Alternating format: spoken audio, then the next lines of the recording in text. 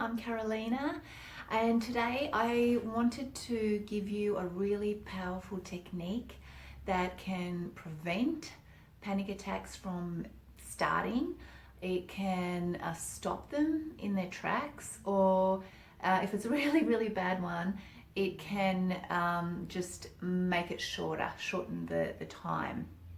So first of all, I thought I would just talk about the different types of panic attacks because they can come in many different ways with many different symptoms.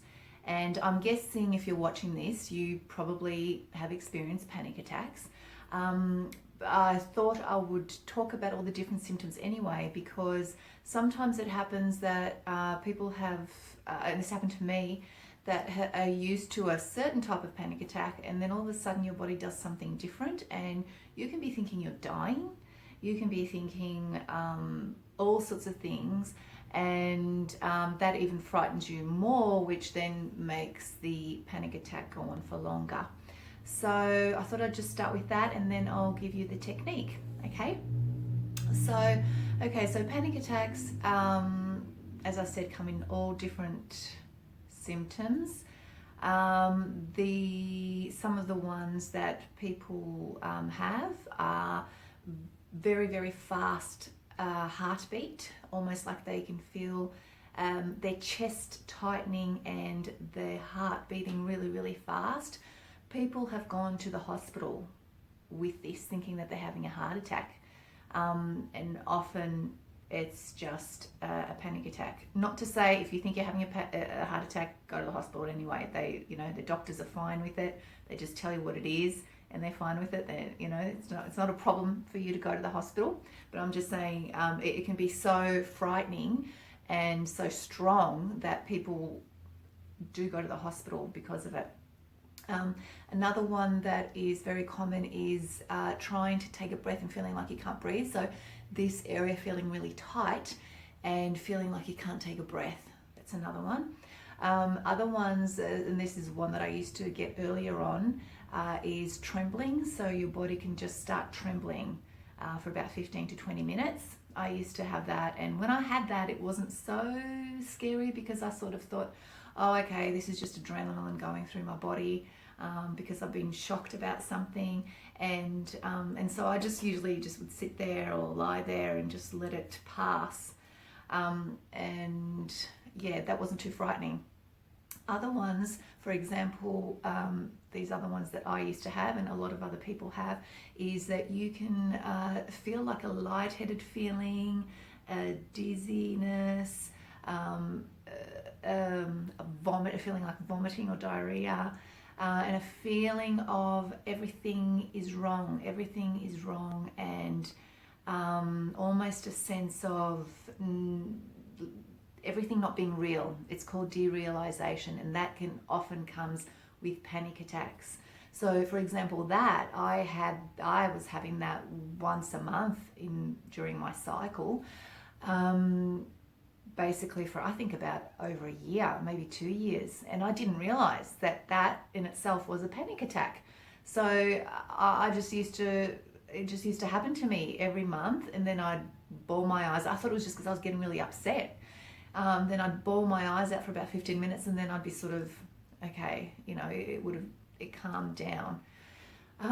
So had I known that, I could have gone, up, here it comes. I'm starting to have these thoughts that everything's wrong and these feelings of everything isn't real, and starting to get the dizziness. Okay, I'll start doing my breathing and other stuff that I'll teach you. So those ones, there was also one that I had, which was actually a panic attack that didn't stop. And I just want to say before I move on that the reason it didn't stop is because I didn't know this stuff back then. And so I just want you to know that I don't want you to start thinking, oh, the panic attacks, I thought they only lasted for 15, 20 minutes, half an hour tops. Oh my God, what, they don't stop? I don't want you to be thinking that, because I know that's a really scary thought. And so I just want you to know that if you know this information, that's not going to happen to you. Okay, so people, when they usually go into nervous breakdowns, which is, I guess, what I had, and it's kind of like this terror, it's like absolute terror. It's really like a panic attack that doesn't stop, but once you know this stuff, it's okay. So what I had then was basically just thoughts going into my brain, like scary thoughts, and I would get like a flash that felt like an electric shock, really. It would have been adrenaline, but it felt like an electric shock, and would go all the way from the top of my head all the way down my body. And this was going on every 5 to 8 seconds, and I had this for days. And this technique that I'm going to tell you about actually stopped it. It actually stopped it. So that's how powerful this is. Other ones, what other people can feel is like a heat. So like a very strong heat coming either from the back or from the chest area. Some people get it from the stomach area. And it's like a very strong heat that then just spreads. And you can start sweating. You can start, then after the sweating, you can start getting the chills and shaking. So all these are all different types. But the good thing is there is one technique that helps each and every type of symptom. So let me talk you through it. Okay, so first of all, whatever it is, whatever symptom it is that you get when you get the panic attacks, be it the dizziness, be it the lightheadedness, be it this spreading of heat, whatever it is, first thing you do is you relax your body. Okay, so first thing, as soon as you feel it, notice anywhere where you're like this and relax the body. Okay, the tummy as well. Okay, any part of your body, just relax it. Second is you start doing a breathing technique, and it's belly breathing. Now, for anyone, if you have that, when you have panic attacks, if you have that that symptom of feeling like you can't breathe, the first thing you do is you breathe out. So what's happening is you go, and of course you can't breathe because you've got all the oxygen already in there, all the air's already in there, okay? And so the first thing that you need to do is you need to very slowly breathe out, okay? So relax the body, breathe out. Now, for this belly breathing technique, I'm not really, am I far enough? Yeah, I am. Okay, I'm just going to show you how to do it, okay? So what you want to do is you want to breathe into your belly rather than your chest. So if I turn this way, maybe you can see me. Okay, so what I'm going to do is I'm going to breathe into my belly. So you can almost imagine as if it's like you've got a balloon here and you need to fill it up, okay? So, and try not to move this. And it might take some practice, okay? And I'll really suggest that you do practice what I'm about to teach you, because there's 2 ways that are scientifically proven now. There may be other ways that aren't mainstream that we know of, but there's 2 ways that we know of to change habits. One of them is through hypnosis. So obviously that's what I'm into. So it's basically in hypnosis you rehearse the habit, whatever that habit might be, and because you're doing it in hypnosis, your subconscious picks it up, and it's quicker and more effortless to learn. The other way, which all of us know about and all of us have used throughout our life, is repetition. So if you practice what I'm going to teach you today, and practice it, a few times, maybe twice throughout the day. It's good for you anyway. It's great for your body in many other ways than just for anxiety. So if you practice it, then when the symptoms start to come in, straight away you'll be like, oh, that's it, I've done this before, I know what to do.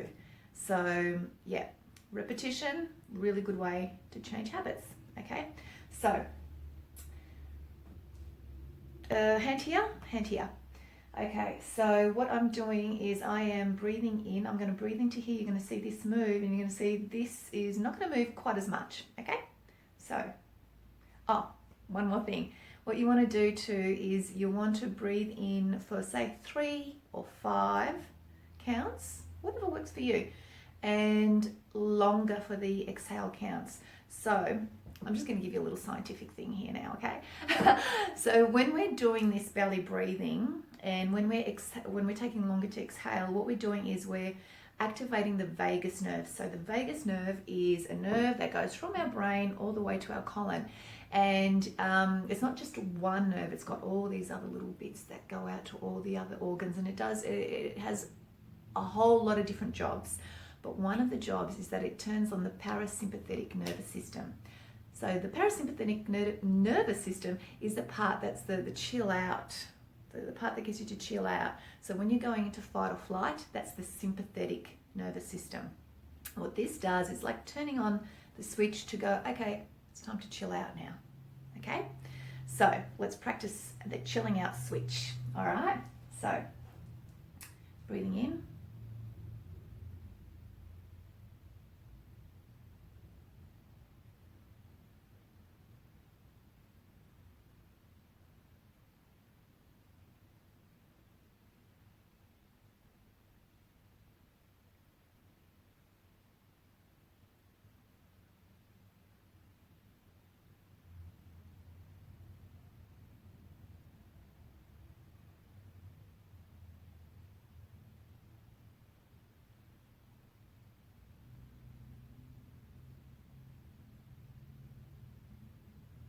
Okay, so did you see how this didn't move much, but this did? So a good way for you to practice at home is you can actually lay on the bed and just put your hands there. That way you can usually feel where it's moving up and down more. Some people like to put a book there just to feel it moving. So practice that lots. Okay, so that's the physiological way of helping to stop the panic attacks. Now I'm going to tell you the psychological tips for stopping it or even preventing them.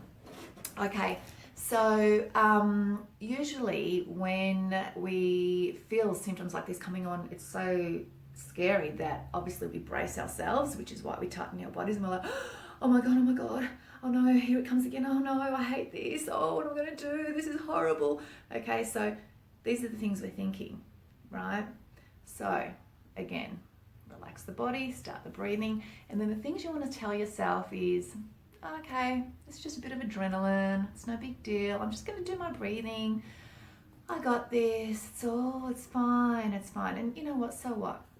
So what if I do end up getting diarrhea?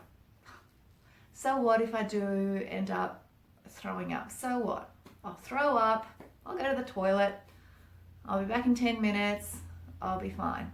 Okay, so what? So what if, I'm getting all sweaty or I'm getting all dizzy? So what? It's okay, this will pass. I'm just going to keep breathing, this will pass, and then I'll be getting on with the rest of the day.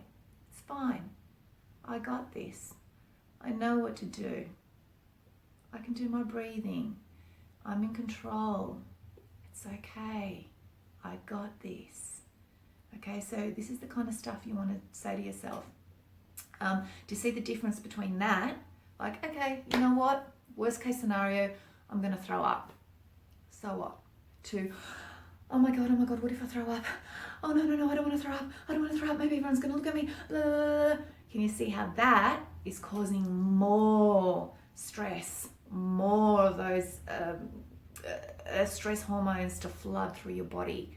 Whereas if you're like, yeah, okay, so what? I don't like this. This feels horrible. I hate this, but that's okay. This will pass.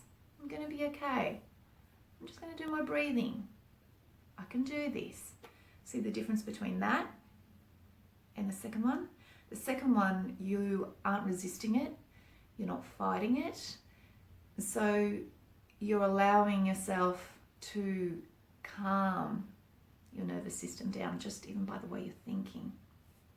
And another thing that I've even used is, which ironically, it sounds so counterintuitive, but it works really well, is to kind of go, all right, come on, give me the best you got, body. Give me the best you got. Come on, you're gonna make me throw up. What? Okay, give me the best heat flash that you can. Come on, bring it on, bring it on. I can handle this. Bring it on. I know it sounds really weird, really counterintuitive, but when you kind of just like go, okay, give me the best you got, it's almost like you really just drop all resistance. And by dropping that resistance, by, you know, having your body limp, by breathing slowly and just thinking that to yourself, often it can actually just stop it from even coming on at all.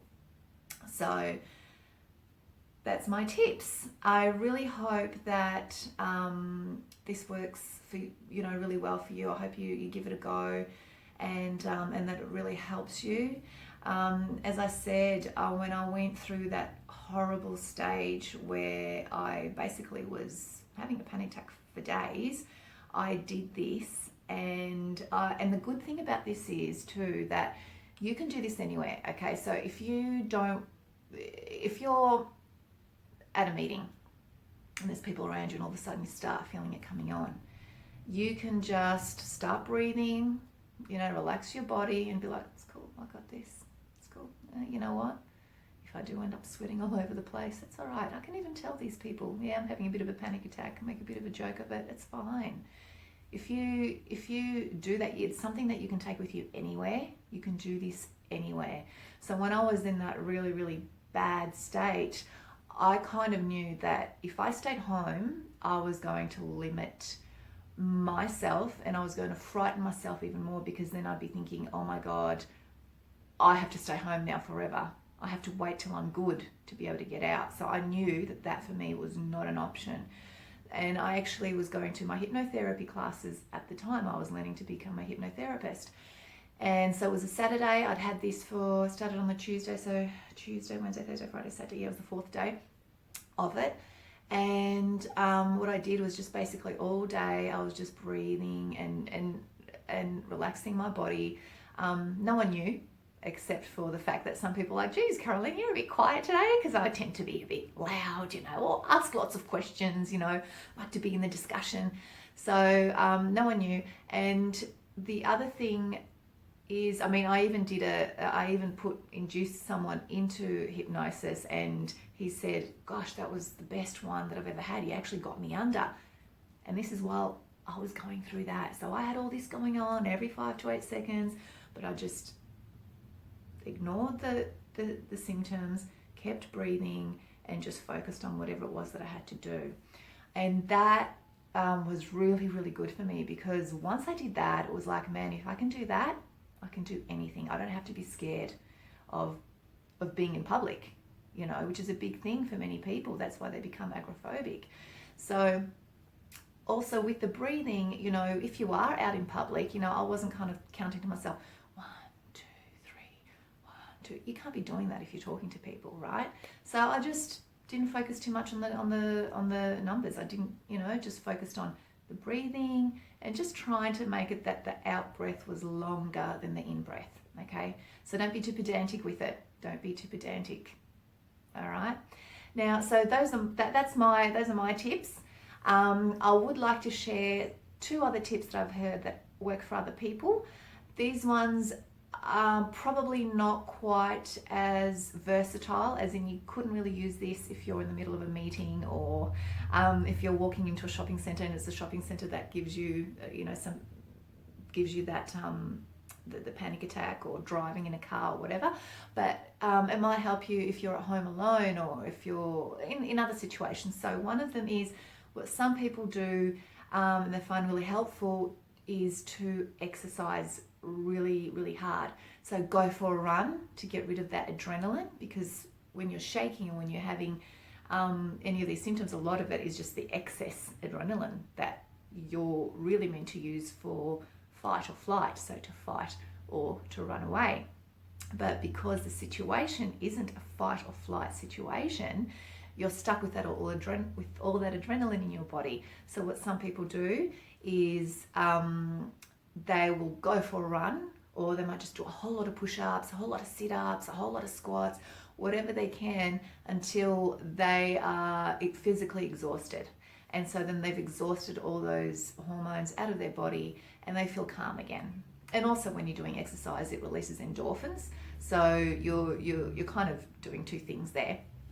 The other one is from a lady called Mel Robbins. She's you can find her on YouTube. She's a motivational speaker, and what she would do is she used to basically trick her brain, and so she would tell herself that, oh, you know, the reason I'm dizzy is because I'm excited. Because it is true that when you're excited, you have very much the same symptoms as when you're having a panic attack. You know, you can get so excited that you get a bit dizzy, you get a bit lightheaded, people faint from excitement.